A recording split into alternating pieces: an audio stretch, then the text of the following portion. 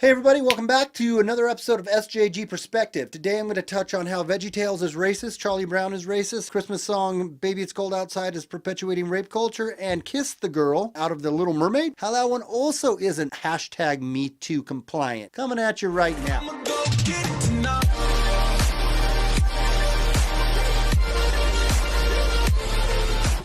VeggieTales, Cal State San Marcos held a so-called whiteness forum last Thursday where a variety of topics pertaining to American systemic racism was discussed. VeggieTales was a subject with speakers alleging it portrays racial stereotypes. VeggieTales, yeah, the Christian little cartoon that had the little walking vegetables, cucumbers, tomatoes, cauliflower. I don't think there was a cauliflower, which is about the only white vegetable you're ever going to find. And I don't even think there was any cauliflowers. I could be wrong. There was broccoli, and then asparagus, so on and so forth. Anyways, apparently all the villains in VeggieTale are of color. Well, yeah, they're vegetables.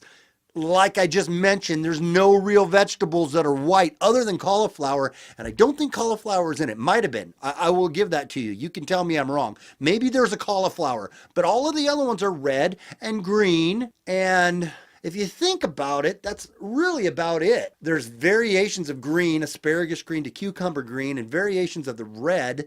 But I think, again, I could be missing some of the colors in there, and I don't know, maybe I am.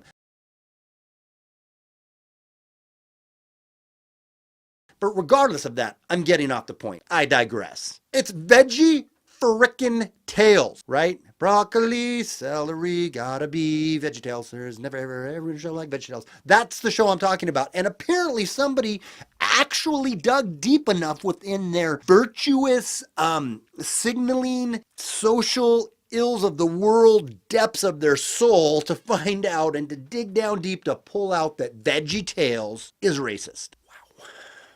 Basically, the colors of the veggies are presented as the bad guys, right? All the villains are of color, have accents too. They have accents, right? Like a Latino accent, but all the good guys are the white ones with the white accents. Sound like white guys. We're stereotyping. Kind of like I already said, I guess I'm hashing a dead, I'm peeling kind of like over peeling a cucumber, right? But we seriously can't be thinking we're going to apply offense to VeggieTales and be taken serious. You can do it, but don't be expected to be taken seriously at all if you do, okay? These safe space sitting, microaggression hunting, cry closet sniveling, SJ warrioring crackheads whose drug of choice is manufactured social outrage, they need to be mocked relentlessly until they shut the hell up. Because I'm pretty sure most common sense people who can rub together more than 3 or 4 brain cells can realize that we are going off the deep end and there's like no coming back from it if we're going to try to seriously take this with any grain of seriousness. Seriously going to take this with any grain of seriousness. You get my point. It's ridiculous. Rudolph the Red-Nosed Reindeer apparently is homophobic, racist, and Santa's a bigot. I don't know. Politico, HuffPost, one of those people posted this up. Who cares? It's ridiculous. Yearly reminder that hashtag Rudolph the Red-Nosed Reindeer is a parable on racism and homophobia with Santa as a bigoted, exploitative prick.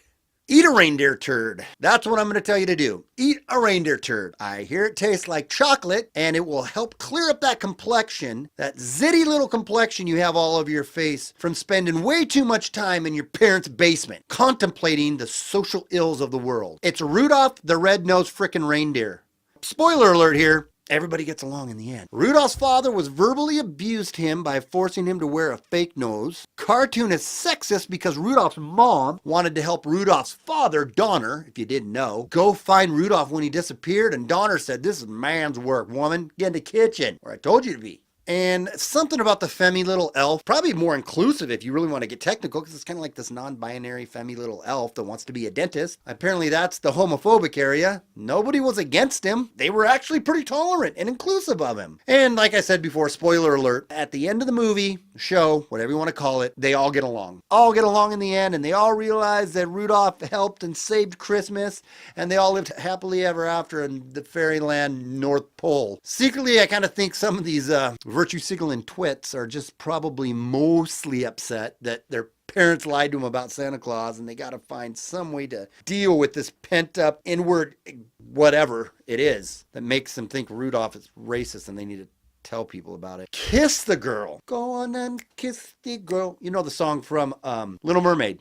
Yeah. That's apparently not okay. Just so you're aware, it's not okay because that perpetuates rape culture, and it's against the whole Me Too, hashtag Me Too, because they're trying to force the mermaid into kissing Prince or the king or the whatever he was so she can get her voice back. Well, she gave her voice up to the ugly witch, right? To be able to be with the man. And kissing him was the way she was needing to do that. So she wanted to kiss him. It wasn't non-consensual. She wasn't getting held down. She wasn't getting forced. Jeez. And Baby, It's Cold Outside. Holy cow. The Bill Cosby Christmas song, basically, right? No, actually, the history on that song, it was written as a very flirtatious song between a husband and wife. And if we are going to twist that into that is promoting and propagating, perpetuating rape culture, you're an idiot. That's all you are. You're an idiot. And I'm going to call you an idiot. You're stupid if you think that. I know I'm really animated, but dude, chill out. It's ridiculous.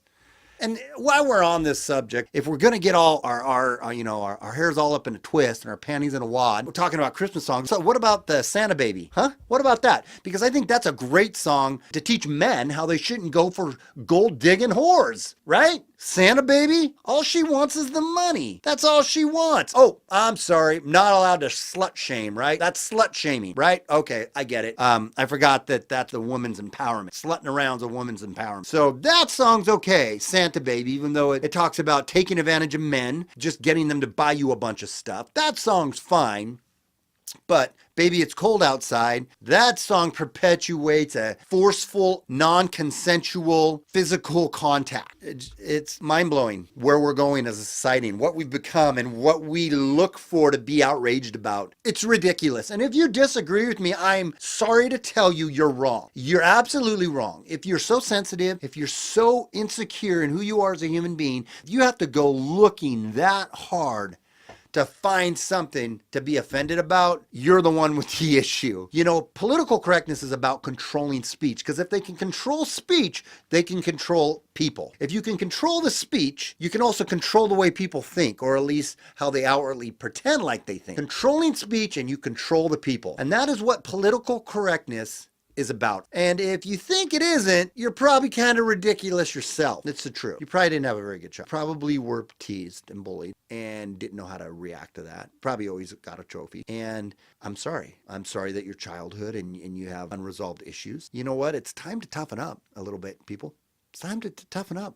And this inclusive, non-inclusive, can't say that, better say this, don't say that, oh, you got to think this. It's going to backfire on our society if it continues to go without pushback. Don't be scared to say what you think. I'm obviously saying what I think, and it's going to piss a lot of people off. And I'm sorry, I'm not trying to piss you off. I'm really not trying to hurt your feelings. I'm being aggressive on these points because it's ridiculous that we have become this crazy in our society.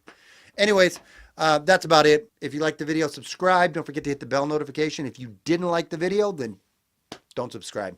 Until next time, without fear or animus, this is SJG Perspective, and we'll talk to you soon. Thanks. Bye.